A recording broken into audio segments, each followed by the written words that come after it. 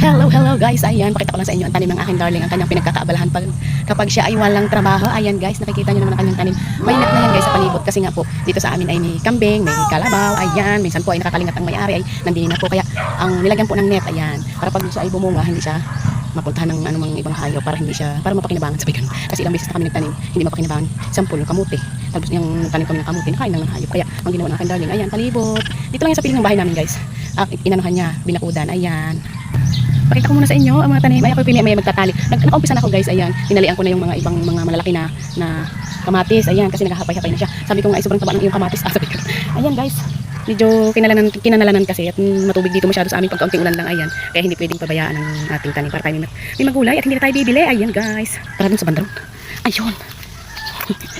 Ayan naman guys yung kanyang talong. Dini ko sa kabila puro kamatis. Ayan. Ilang hanay-hanay na kamatis yan guys. Wala pa nga siyang bungat. Maano pa lang. Babago pa lang. Ayan. Tapos arin naman guys. Ang aming talong. Super mababa lang po siya guys. Araw-araw na talong yan guys. O tingnan niyo. Ayan. Hanggang doon din po siya sa dulo. Nasa gilid po niya guys ay kamatis. Tapos may ano din kami guys. O may mababang papaya. Ayan. Tapos may kalbo. May ano na rin.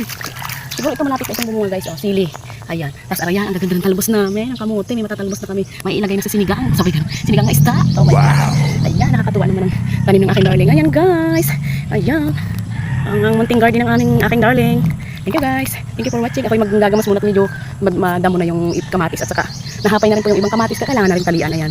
Thank you for watching. Bye bye.